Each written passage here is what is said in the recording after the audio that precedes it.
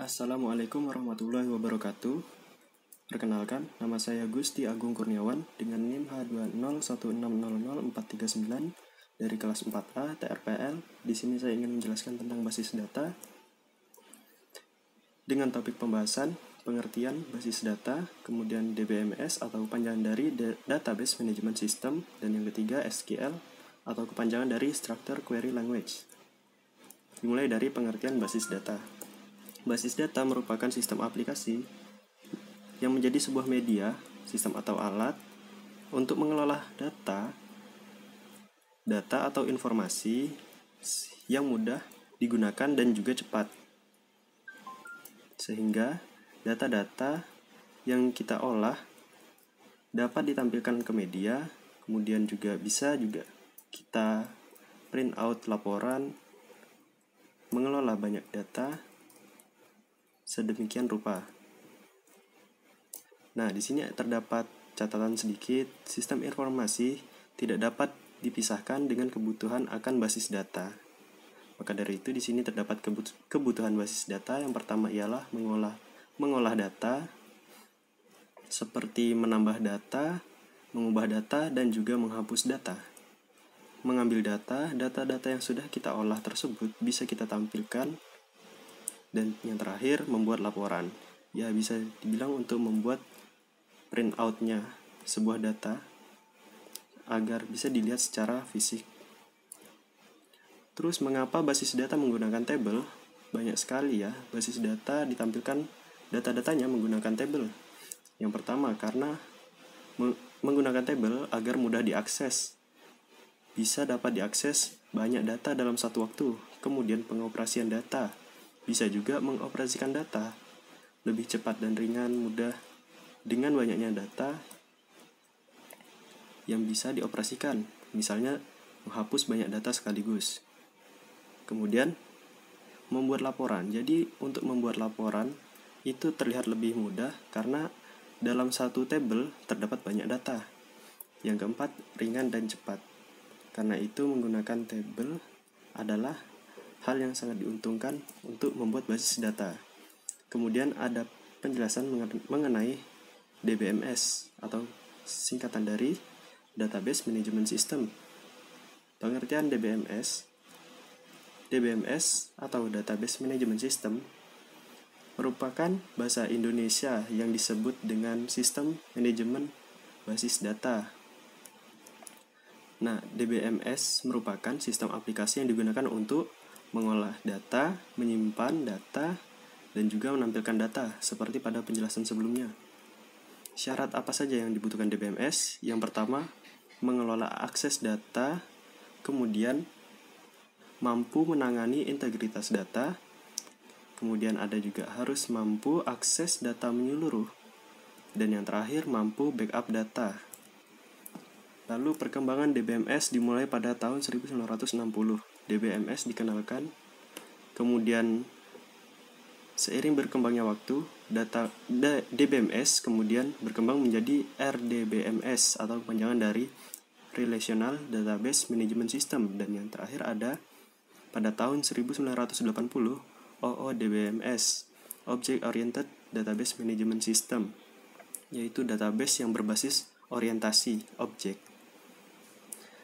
Berikut ada 4 DBMS terkenal yang termasuk dalam komersial. Di antaranya ada Oracle, Microsoft SQL Server, IBM DB2, dan Microsoft Access. Kemudian ada juga 4 database terkenal dengan open source-nya.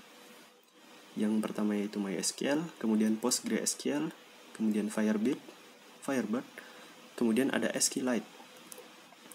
Yang terakhir, topik pembahasan kita kali ini ada SQL, Structured Query Language. Singkatnya, SQL merupakan bahasa yang digunakan untuk mengelola data pada Relational Database Management System. Untuk pemaparan pada presentasi kali ini, itu saja yang dapat saya sampaikan. Terima kasih. Kemudian, saya ingin menampilkan sebuah contoh data yang dapat digunakan pada RDBMS. Pertama saya nyalakan SAM.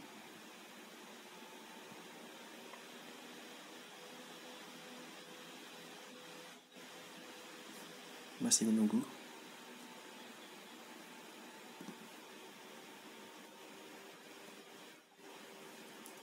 Saya nyalakan Apache dan MySQL. Kemudian menuju admin pada PHP admin.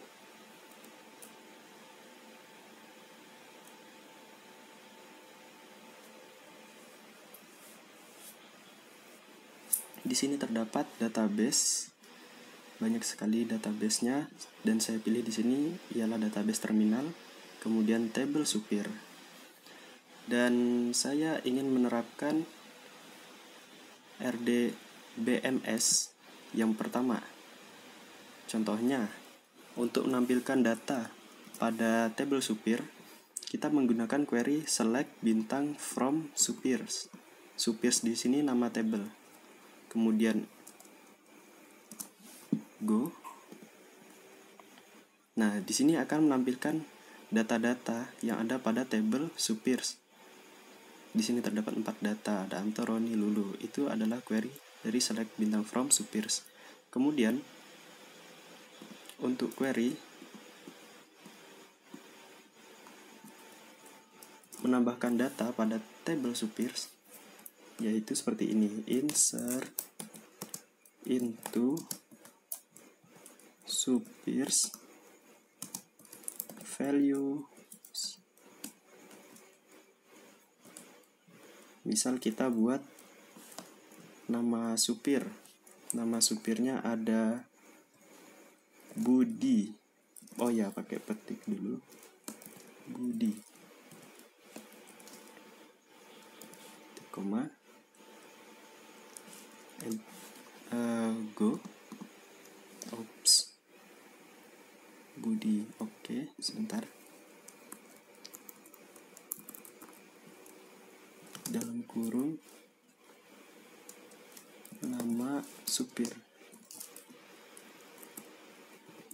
Jadi hanya ingin menginput pada nama supir dengan nilai Budi. Go. Oops, salah. Petiknya. Go. Oke, di sini insert into suppiers dengan field nama supir dan nilai, kepencet, nilai Budi.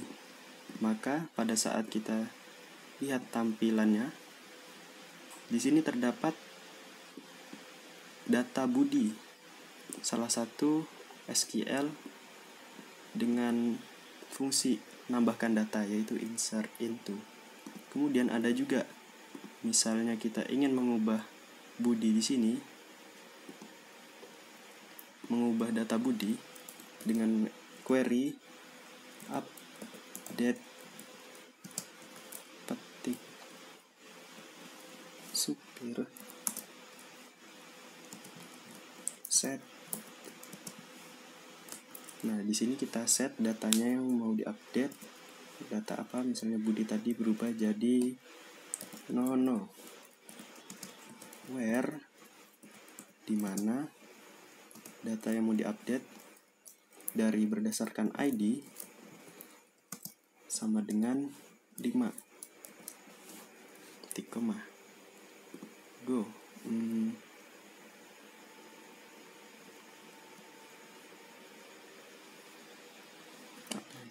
Ada supir setnya where ID. Terus ID supir kah? Atau pakai petik juga?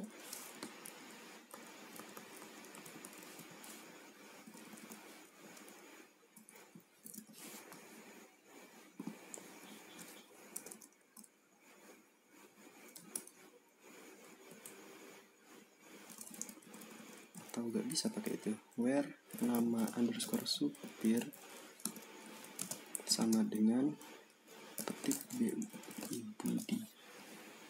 Go.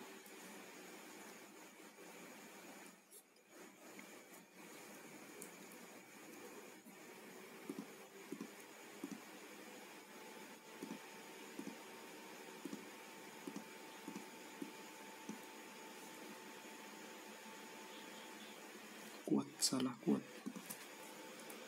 bukan non.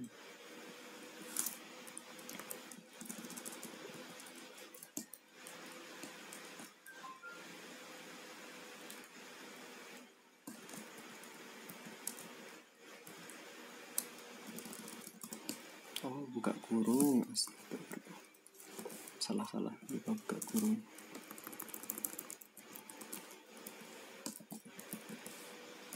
Set nono where ID yang ke 5.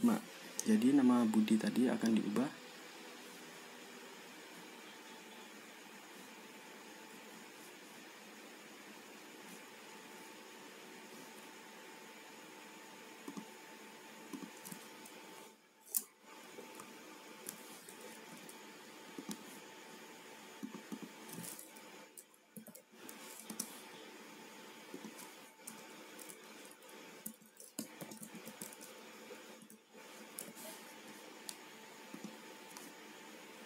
ID-nya.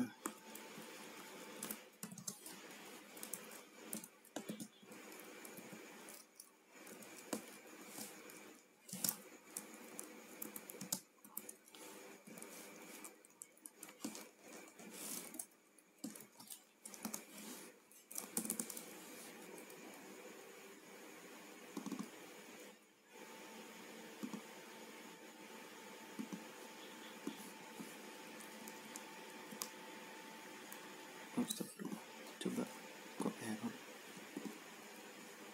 Misal edit Budi jadi nono, go. Oh, seperti ini ya. Update, petik supir set, nama supir sama dengan nono, where supirs.id sama dengan 5. Lumayan beda sih penerapannya pada CMD dengan PHP MyAdmin. Kemudian yang terakhir ada menghapus data dengan query delete from supirs where ID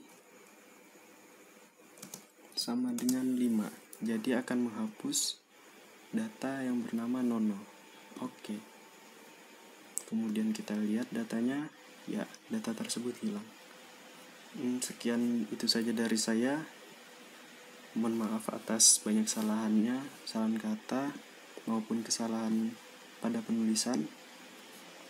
Sekali lagi saya ucapkan mohon maaf dan terima kasih. Wassalamualaikum warahmatullahi wabarakatuh.